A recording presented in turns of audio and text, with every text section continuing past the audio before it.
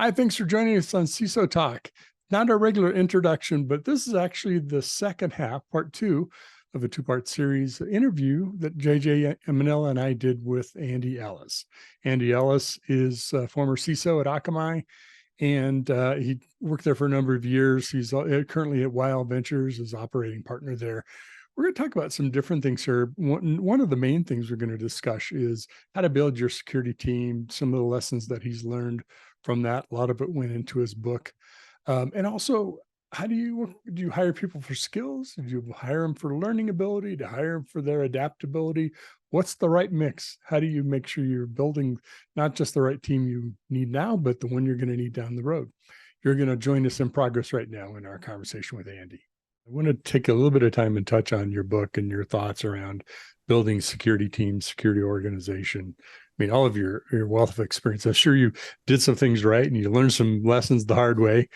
I did. You know, what are some guidance and sort of tips or pointers you would help people with, how, especially today, because everything is changing, right? It's not like you can create this static organization and we're all good. We just kind of keep an eye on the lights and, we're happy.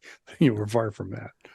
So at a high level, you should understand the value that your organization is trying to produce, because that's what organizations exist to do.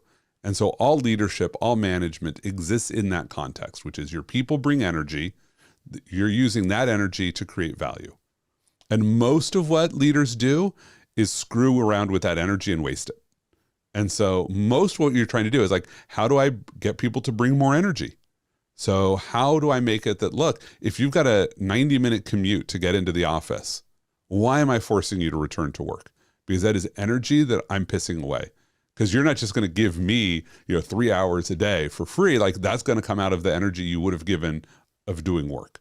Mm-hmm. How do I build an inclusive workforce so that you're not looking around every day going, do they really want me here? I'm the only woman in the room, and or I'm a parent and I get all these meetings at 8 a.m. and 5 p.m. How am I supposed to get my kids to school? Right. So building that, then that's just like support the individual. And then it's how do you make sure that you're developing people so that they can produce better value with their energy and aligning them to the right work? But the biggest one I like to give people is when someone leaves your organization, never replace them. You do not want to try to bring in that same person. Once you believe that, first of all, it teaches you that when you have somebody, everybody in your organization should be training the people around them to do their job. Partly so they can get promoted. Like, oh, look, if I don't need you to do the job of a security engineer, I can promote you to senior security engineer because we taught other security engineers. But when somebody leaves, you take their money and you say, what gap do we really have? What can I really go use this money for?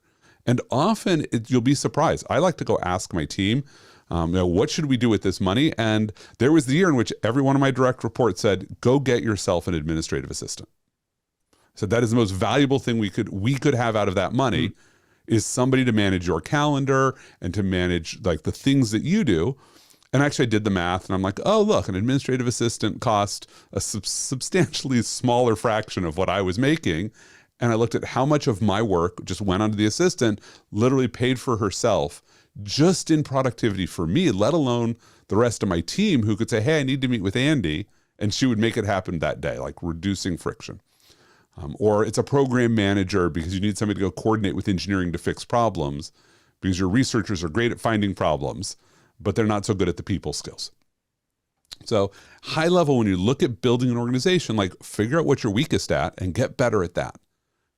Because getting better at what you're strongest at isn't the value multiplier for an organization. Like for individuals, it's fun. Like we like to min-max. We like to be the best at something, even if it means we're not good at something else. But for organizations, that creates really huge gaps that destroy value. And I have a weekly newsletter. If people want very short tips, they can be on my weekly newsletter and get these really short, pithy tips once a week. Well, I refer to JJ as our CISO whisperer. How does Andy's recommendations jive with as you talk to CISOs and security organizations? Oh, I think Andy's approach is different, which is why I like talking to Andy. Different in a good way. And one of the things I've really appreciated about Andy, just as a human through the years and a leader, is that if you talk to Andy, he's very direct. He's very clear. It means sometimes he may seem very blunt, but it comes from a place of grounded and sort of like empathy and compassion, like he's explaining. These are the things to consider when you're building and developing a team. You're not encroaching on them, trying to live their life and handle family obligations, and just being aware of that. And so I think how he approaches a lot of problems is intuitive and comfortable to me. And so I look to him for a lot of guidance. I think a lot of these are areas that a lot of CISOs are struggling with, because they can't say, well, I was a CISO of a Fortune, rated company for X number of years. And, I've been through the battle. I've proven myself and built these teams and checked these boxes. And I think a lot of CISOs are, even without the title, but a lot of people with the title even came out of a different pedigree and a different background. And they came out of a world where we've been told, usually as technologists and professionals, we're supposed to have the answers. Andy said, let me show you how smart I am. Let me show you how right I am. And I think to be a leader, not a manager, but to be a leader with humans requires you to have a different approach and a different way of dealing with other people around you, with projects, with skills. And so I think that Andy's further down the path with his guidance. And I think a lot of us are trying to catch up to that and take that wisdom and things like, a lot of the little pithy comments and notes that come out of the book and that weekly email are just great, because it's a short little thing. And it's almost like having the little calendars when we used to have the little like the paper calendars where you flip the thing and it gives you some little quote of the day. It's wonderful to just kind of reset your mind and go, I don't have to be the smartest person. I don't have to know everything. I don't have to be right. I have to educate myself and develop my personal skills to make the right choices for the company, myself, and my team. I love that summary of my book and the philosophy, because that's absolutely what it is. Because let's say that you could follow JJ around for like 5 years and document JJ's leadership style. She's a great leader. You see her in a lot of different places. You could have this template for how to be JJ. And the only person that template would be helpful for is JJ.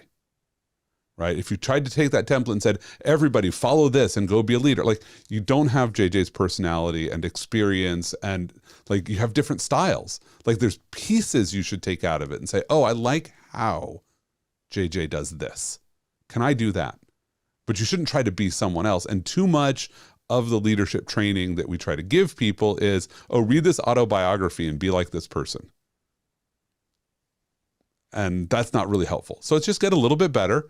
You don't have to be the best at anything, but find the things you're not great at and get better at those. I think if you're always the smartest person in the room, you're in the wrong room. You didn't hire well. If that's really truly what your goal is.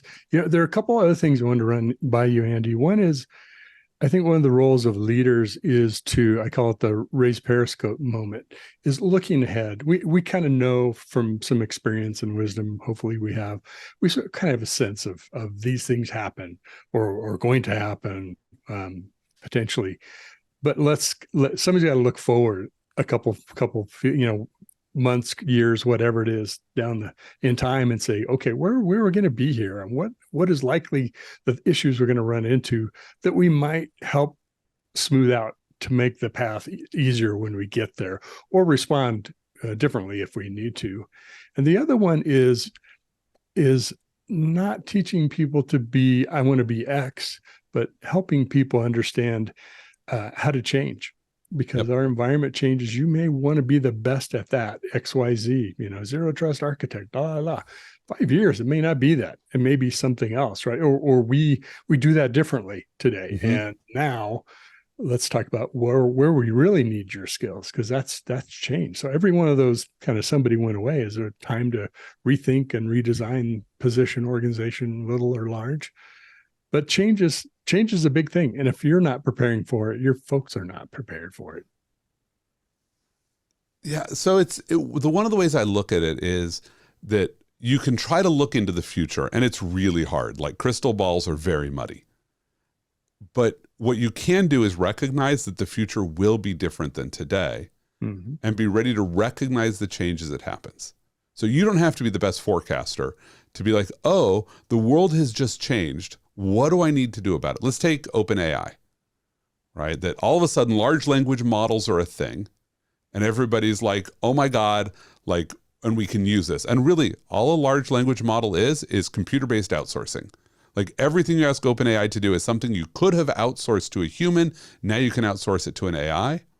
And look, I have my slides generated by a company that has low-paid workers in Indonesia, and I have to do a lot of work on the slides when they come back to me. They do great design work, and then I have to tweak them. OpenAI basically lets me do the same thing for content.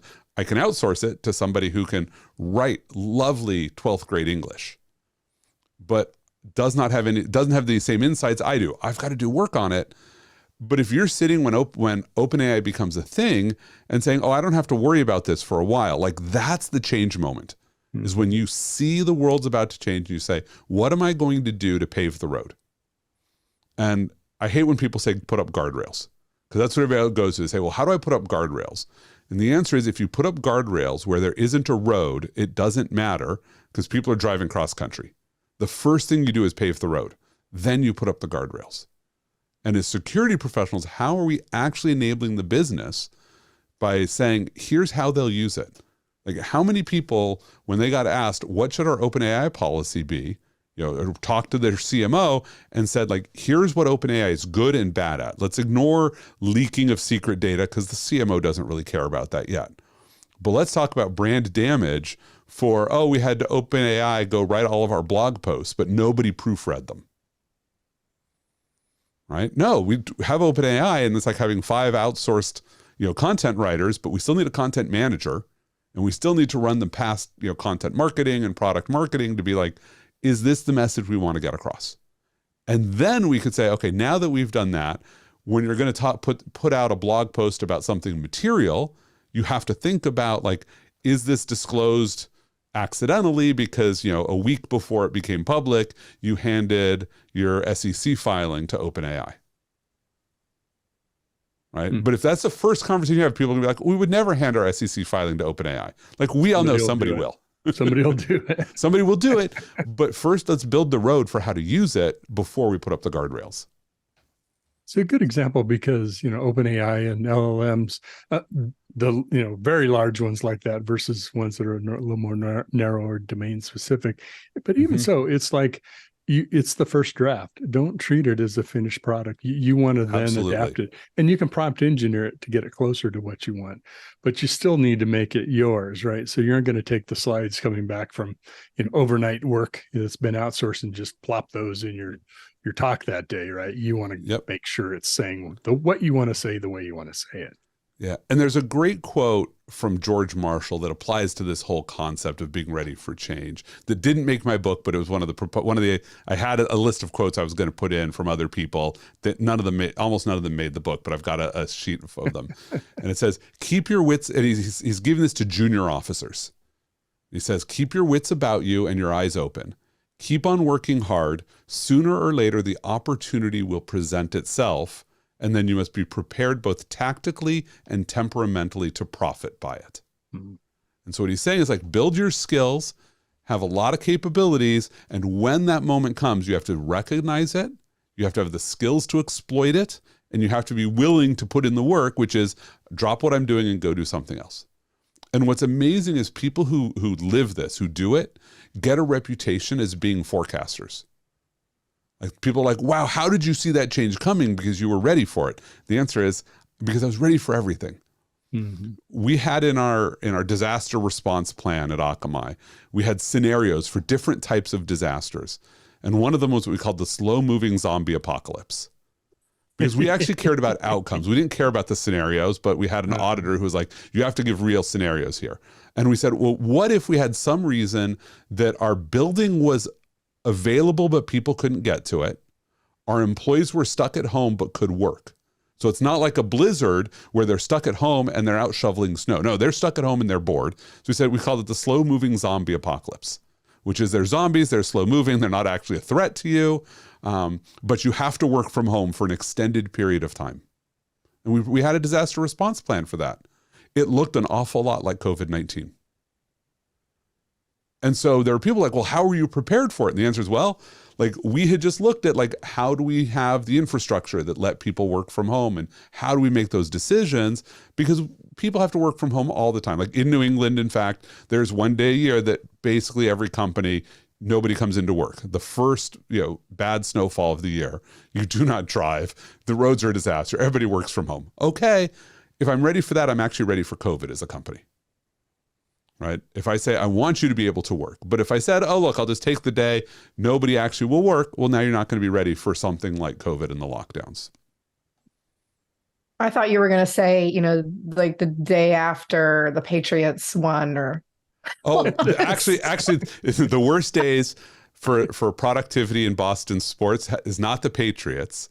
It was actually the ALCS in 2004 when the Red Sox beat the Yankees the last 4 games because they were down 3-0. Oh, yeah. And games 4 through 7 went to like 13 to 15 innings.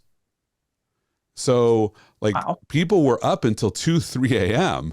watching these games, and they were the zombies. Like you had to be prepared. So it's days like that where like I had people who were coming in like the first time, like they show up for like a 9 a.m. meeting. And I'm like, why do we not just cancel these meetings? Like, why are we having meetings during playoffs in the morning when we know people are going to be up late? Like, we're not going to get any useful productivity out of you, so let's cancel them.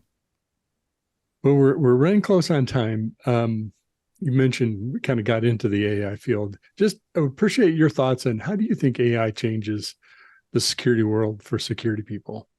So I think AI is going to change things. And we have to be careful when we say AI. Like, are we talking about LLMs, NLP, expert systems?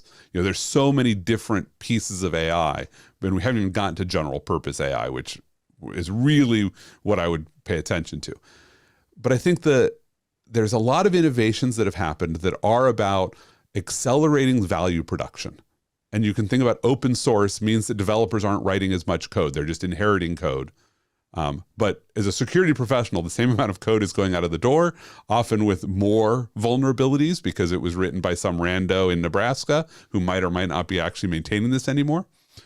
Cloud did the same thing for us. Like, oh, look, we don't have to deploy infrastructure because it's just sitting there for us. Right? DevOps was, oh, let's get rid of, the painful waterfall program. Code is getting out faster. I think we're going to see the same thing with AI, that LLMs let people write code faster, and almost every code writing platform now has an AI assistant to help you with writing code. The faster things get written, the faster they get deployed, the more work there's going to be for security teams. So what about the other side of this, which is that, I've spoken to people, and I think, like everybody else in the world outside of the tech and cybersecurity, we've seen things creeping in. We've seen social media with, facial recognition algorithms to auto tag posts. We've seen things with AR and VR technology in the headsets. But I think I'm just now learning and understanding how far and how trainable some of these are when they're loaded with kind of custom content, if you would. Like they're taught almost like you would teach a student or a professional, and grooming them for a certain kind of role, whether it's offensive or defensive. And so, talking to researchers and hearing how some of them have taken these platforms and Llama and trained them based on capture the flag scenarios and, actual inputs and outputs from that. And, tuned each one for different skill sets, and then almost pit them against each other and building these kind of digital virtual worlds. I'm kind of concerned about how quickly because the whole change thing, which is, how fast are we on the defender side going to be able to adjust and use and build these tools against protection against the offensive attackers who are going to be developing them, who have nothing else to do? Right. So I think our goal should be to not be in that job. that I think the model of security as defenders is a losing proposition, because the attack surface we have to defend is growing so fast. And as you just noted, the adversaries have better democratization and scale than we do. Our job needs to be getting out of the role of defense and into the role of safety engineering and working with the developers to do it. Right? You don't want to have a big attack surface. You want a minimized, hardened, strong attack surface, which means we have to change the way software is built and deployed. And it's not that we're trying to cover for it after it's out there. Right? The more security defenses we need to add is just, it's a complexity problem that just points out that we're sort of chasing the wrong thing. Mm-hmm. And so my vision, and it's never going to happen, but that our career field should go away and be just a subset of quality or safety engineering, like, oh, let's help make sure things are going right. When you think about zero trust, and I'm a huge fan of zero trust, and I know the name like kind of exploded, but if you look at like, you know, what Google Beyond Corp did, what we built at Akamai was about changing the attack surface to minimize the things we had to defend. It was not about building better defenses. It was, oh, let's make sure that all authentication is cryptographic, not memory-based passwords. Let's make sure that that authentication is tied into the application and not just the network substrate. Like, let's do all of these things that are good safety engineering. And now we don't have to defend against a whole category of attacks. Like an adversary who's coming after, you know, login isn't going to win, because unless you have the certificate that's on every device, like you can't social engineer a login at that point. So you have to eliminate the avenues of attack. And I don't think we're focused on that enough. Yep, AJ, I think we need to label this part 1 of 10 or something. Do we get Andy back here? I'll happily come back. We'd love to have you back. I wish we had another hour to keep going, but yeah, it'll be fun. And things will have changed by then too. Absolutely. It'll be I'll say that last Andy you had was completely wrong, and here's the new way to do it. Yeah, we have some updates. It's the second edition of the book, the Andy book. So, well, Andy, thanks so much. Where can folks follow your newsletter, your daily email, that kind of thing? Yep. So easiest place is go find me. I'm CSO Andy, whether that's LinkedIn or Twitter or Instagram, Mastodon, Blue Sky, you name it. I'm pretty much everywhere. I'll admit I don't post on all of those fringe networks that often. My newsletter, it's both on LinkedIn and on Substack. And it's duhaone, duhaone.substack.com. You can subscribe to the newsletter, but I do post it every Monday morning on Twitter. Like, it comes out and then I retweet it, so you can always just wait for that and then follow it.